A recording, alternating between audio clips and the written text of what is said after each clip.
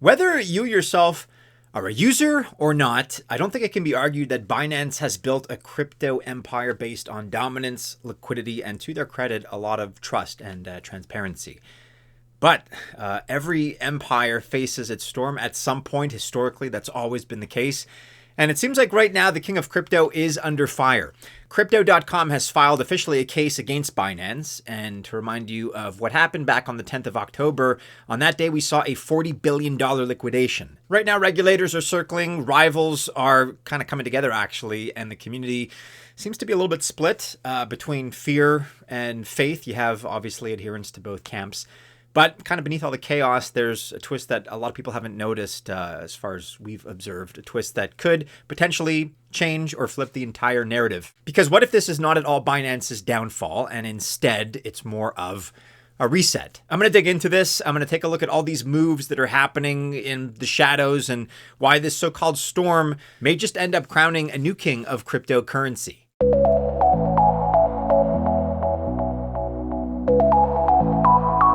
Welcome to the channel. My name is Maddie and this is Altcoin Buzz. TGIF, happy Friday and all the best of luck if you choose to invest. Just remember, I am not a financial or investment advisor, nor is this video official financial or investment advice. Okay, we have to start here with a discussion of exchange outflows and reserve and liquidity drops, because currently there are all kinds of FUD reports surrounding Binance. FUD, of course, stands for fear, uncertainty, and doubt. You probably knew that, but just in case you didn't.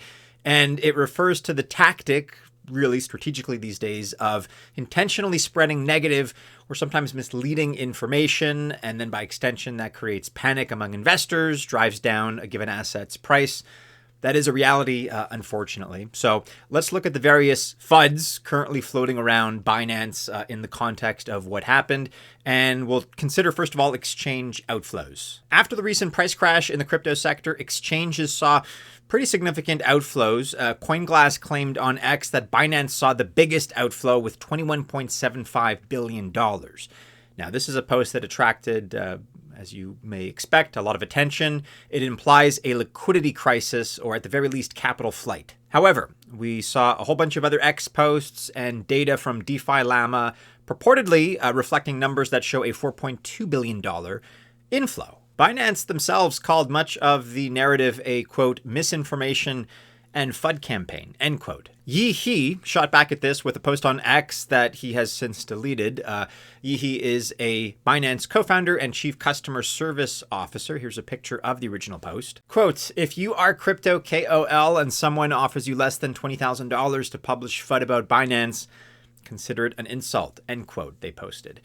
Again, that is their standard rate for others. If we can help everyone earn some cash by posting a single message worth $20,000 to criticize Binance, we'd be honored. So we at Altcoin Buzz found some other tweets from KOLs or key opinion leaders saying that they were offered cash to spread anti-Binance messages. Again, allegedly. However, we did not find any verified email headers or payment trails publicly available that definitively prove this. So as far as we can tell, and as of this recording, it means that whole claim is plausible, but given crypto's history, unproven, and again, not definitive. If any influencers, watching this want to perhaps anonymously share headers with us or some type of further evidence, proof, we will do our best to verify and publish those findings, but we don't have anything tangible, concrete at the moment. As far as the reserve and the liquidity drop, we have Julio Moreno. He had something to say about Binance's reserves decline. He's a senior analyst at Crypto Quant. He said that reserves had taken a hit, obviously. However, it was also nothing out of the ordinary because Binance's reserves were down by $8 billion in the last week. However, he also states that this is comparable to other periods in the current cycle. Plus, he states that reserves grew by almost $14 billion only a few weeks ago, which of course implies that the drawdown may just be a correction rather than a collapse. In fact, it's a net positive if you are to trust those numbers. So that FUD seems to be kind of a nothing burger, at least based on this explanation. Moving right along, we have to discuss now exchange listings and token demand controversies, of which there are a few. Some of the questions that we've previously examined have resurfaced. For example, did Binance demand so-called tokens for listing from specific projects? And if so, Would this be a conflict of interest? This all started with an X post by Limitless Labs CEO CJ Hetherington, and he breaks down here what Binance wants, or perhaps requires, in exchange for a token listing. And as you can see here, it's quite a list. He actually goes on to compare this with Coinbase. They simply state to build something meaningful on Base. Those are their demands, effectively. And this has caused a pretty huge debate. The Binance help desk posted on X that they don't profit from the token listings. And then to make things worse, they're threatened with legal action. However, shortly after, they deleted that particular post. And once again, this is not proof, this is definitive, but observably, there are plenty of responses that are claiming the veracity of Binance's demands, that are confirming all of those demands. So Binance officially came back with an answer to why they deleted their post. They stand by their position, that's what they say. However, they mentioned that the way they communicated was excessive, and they followed that by an apology. But more importantly, afterwards, this led to a post explaining their listing process in more granular detail. However, and once more, we saw plenty of X users that refuted this post. So this just shows that many projects, it seems, are not happy with Binance's listing process. Now, this does seem to be an older issue, but the way it's resurfaced, it is certainly adding fuel to the fire that we're seeing right now. Onto the subject now of compensation and airdrops to liquidated users, because there are growing concerns and criticism that Binance played actually a major role in the recent crash.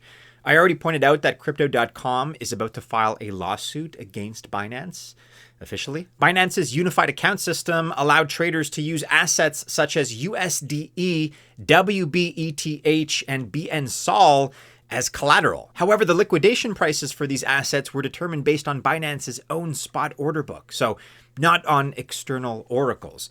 And this is a major design flaw, which actually was a major factor and was a critical variable during this last crypto flash crash. Now, Binance is offering compensation to liquidation victims on their platform. Initially, there was talk of a $300 million fund, compensation fund in stablecoins. We actually saw Yeehee, who addressed this issue directly and pretty swiftly on X. Binance then followed this up with an extra $400 million Together initiative. Some Binance users showed their compensation, so it looks like this did follow through, again, at least for some users. Crypto Tech King, for example, lost $7,000 on Binance, but received $1,000 in compensation. He also points out that he lost $35,000 on Bybit, but received nothing from Bybit. Unfortunately, there are plenty of other users that state they lost substantial amounts. However, they claim that they received no compensation. And then, of course, there's the Chinese whale sample. Apparently, they lost $2 million and received a 26-cent voucher. So, look, the compensation plan shows at least some goodwill, ostensibly, from Binance. However, with this kind of short notice, it is difficult, if not impossible, to please everyone. But look, the deeper issue here at hand is Binance's role in the liquidation process to begin with, the liquidation that we saw on the 10th of October. Jeff Yan is Hyperliquid's founder, and he's claiming outright that centralized exchanges vastly underreport liquidations, sometimes up to 100 times. And he has directly called out, he's directly accused Binance and CZ of market manipulation and outright fraud. This October 10th crash has exposed the worst fears of cryptocurrency's fragility as a space, as a market. Many fingers have pointed straight at Binance, and the narrative is heating up. We see Hyperliquid's founder calling out underreported liquidations, for example. Other rumors show preparations for legal suits over alleged exchange misconduct.